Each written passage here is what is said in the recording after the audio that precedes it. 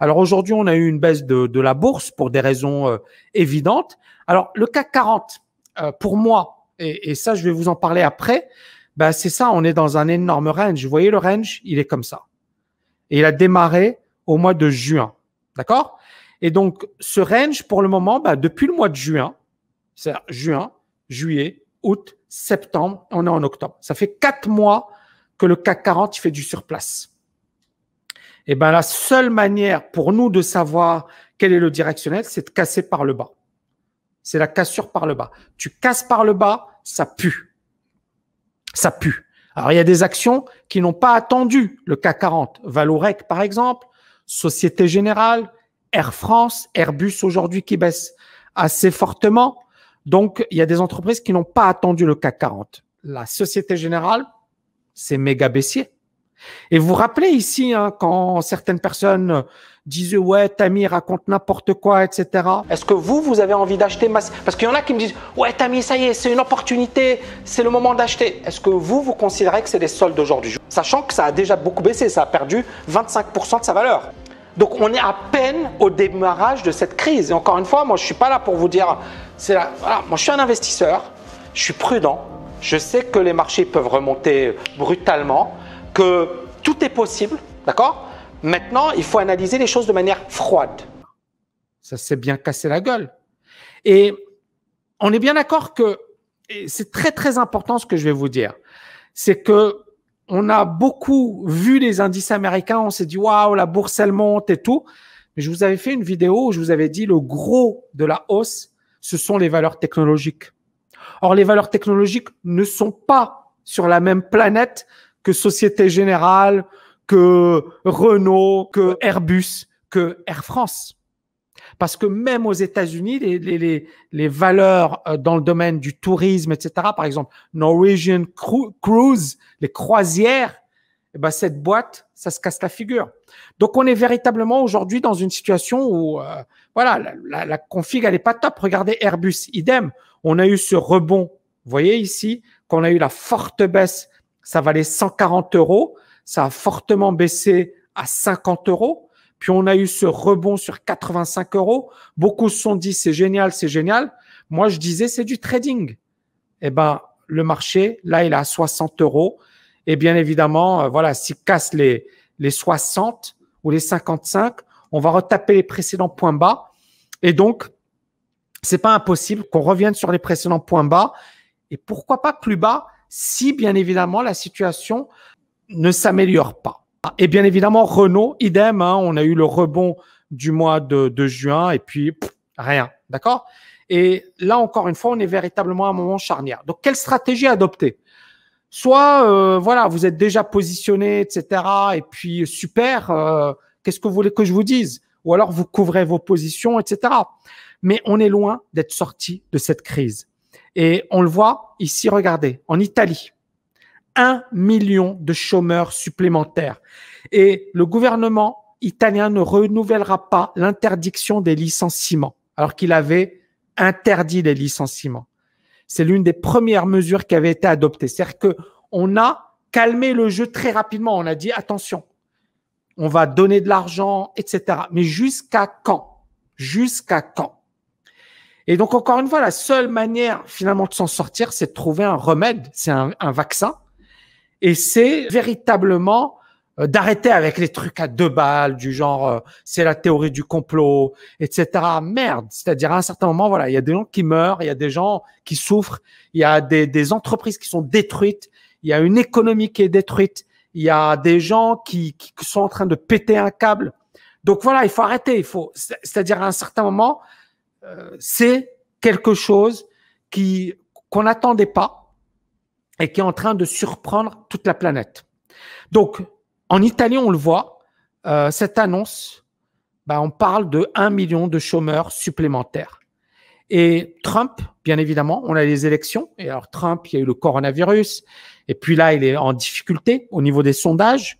Et bien évidemment, Trump, il se dit, OK, voilà, je vais faire le tout pour le tout. Donc, il y a eu le coronavirus. Certaines personnes parlent de manipulation ou autre. Je vais en parler dans une autre vidéo. Moi, je pense pas qu'il y ait eu manipulation. Maintenant, clairement, c'était finalement quelque chose de positif. Mais qu'est-ce qu'il faut faire aujourd'hui? Est-ce qu'il faut acheter? Est-ce qu'il faut vendre? Est-ce qu'il faut patienter? Est-ce qu'il faut… Voilà. Bon. De toutes les manières, le plus important, encore une fois, c'est le marché. C'est-à-dire, pour moi, c'est la règle. Je vous ai parlé du CAC 40 précédemment. Et je vous ai dit, le CAC 40, aujourd'hui, on est dans une grosse consolidation latérale. Et pour moi, c'est ça le plus important. C'est-à-dire, qu'est-ce qui va se passer sur la consolidation latérale? C'est-à-dire que pour moi, encore une fois, les choses, elles sont assez évidentes. Tu casses par le bas, mais on casse vraiment par le bas cette consolidation latérale.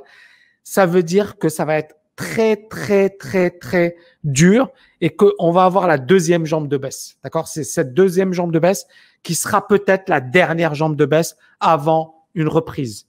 Donc, et sinon, ben voilà, on a vraiment le signal. C'est-à-dire que pour moi, c'est plus qu'évident. Il faut même pas se casser la tête. Il faut même pas chercher à faire le mec intelligent et à dire voilà, je vous l'avais dit, etc. Non, non, non. Il faut juste être pragmatique. Le marché, il attend. Il attend. C'est-à-dire, il est en position de stand-by. Les opérateurs, là, sur le marché français, ils sont en position de stand-by. Sur le marché américain, encore une fois, on est dans un cas particulier.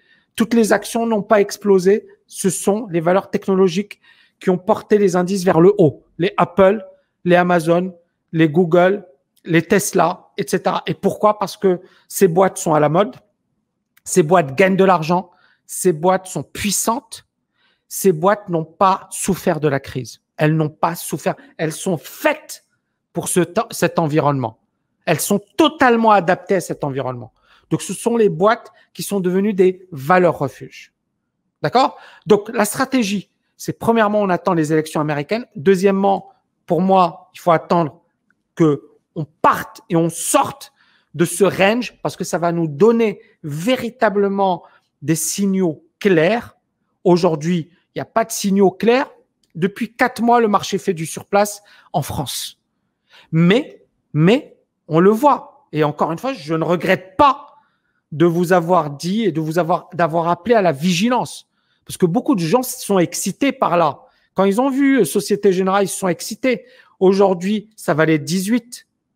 Ça vaut 11. Je vous laisse calculer. D'accord?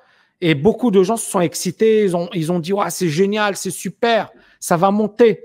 D'accord? Donc, on a les valeurs et on les connaît tous. On les connaît par cœur, les valeurs qui ont progressé, valeurs technologiques, santé. Et bien évidemment, les Sociétés Générales, les Air France, les Airbus, les Total et compagnie, elles n'ont pas progressé. OK, un marché baissier dure combien de temps? Très bonne question. Par exemple, on prend le marché baissier qu'on a eu sur, je sais pas moi, le CAC 40 ou sur le CAC 40. On a eu, regarde, ici, on a commencé en février. On est toujours en marché baissier. Hein. Sur le marché français, on est toujours en marché baissier. Pourquoi? Parce que là, on n'a pas réintégré les précédents points hauts. Néanmoins, la baisse, elle s'est dessinée en un mois. Maintenant, 29, OK? 1929, ça commence par là. Et donc ici, on a juillet, octobre, d'accord? Donc ici, je vais le mettre en mensuel. Comme ça va nous permettre d'avoir une idée de comment un crack se déroule. Mais encore une fois, il y a plein de cracks. Par exemple, on a eu en 87, ça a duré 2-3 mois, d'accord? Et ensuite, le marché, il est reparti. Mais 87, on n'est pas en 87. Mais là, on va revenir rapidement sur le crack de 1929 parce que c'est finalement, aujourd'hui, c'est la plus grande crise depuis 1929, hein, il faut le dire. Donc ici, donc tu vois ici, on a eu 1 mois, 2 mois, 3 mois de baisse. Et ensuite, tu as eu 1 mois, 2 mois, 3 mois, 4 mois, 5 mois de hausse. Et puis, bien évidemment, le marché qui s'est effondré jusqu'en 1932. Donc, c'est-à-dire que ça a duré 3 ans. Et quand tu prends également le crack de 2000, ça a également duré 3 ans. On va revenir sur 2000. Voilà, 2000, tu vois, le crack, il a démarré ici, donc c'était en mars. Et puis, il s'est terminé en 2002 et on a eu la reprise en 2003. D'accord? Donc, de 2000, 2001 et 2002. Donc, 3 années de baisse avant la reprise. Donc, c'est ça. C'est généralement un vrai crack. Il met environ 2-3 années. Par exemple, ici, en 2008, c'est 2007, bien sûr. Et puis, on a eu une baisse jusqu'en mars 2009. Donc, c'est-à-dire 2 ans. Et ensuite, on a eu effectivement un phénomène de reprise. Donc, généralement, ça dure 2 ans, 3 ans. Donc là, on n'a pas eu un vrai crack. On a eu juste une forte baisse. Ensuite, on a eu un rebond impressionnant aux États-Unis, mais qui s'explique par les valeurs technologiques. Maintenant, moi, mon souhait, c'est qu'on parte à la hausse et qu'on règle le problème le plus rapidement possible. Maintenant, encore une fois, mon souhait, on s'en fiche. C'est que va faire le marché et quelle est la réalité du marché. Et la réalité du marché, je vous en ai parlé avec le CAC 40. Je pense que les choses sont assez évidentes. On est dans un beau couloir et que va faire le marché? Est-ce qu'il va casser par le haut? Ce qui, pour moi, serait positif. Pourquoi? Parce que ça voudra dire qu'on a bien digéré la situation actuelle et qu'on reparte vers le haut. Et là, pour moi, c'est super. D'accord? Ça veut dire qu'on aura évité le pire. Et si on casse par le bas, ça voudra dire que l'économie, elle est vraiment mal en point. Et banque centrale ou pas, à un certain moment, c'est de l'économie. C'est-à-dire qu'une boîte, elle gagne de l'argent, elle a de bons résultats, son cours en bourse va progresser. Si la boîte n'est pas bonne, ça va se casser la gueule.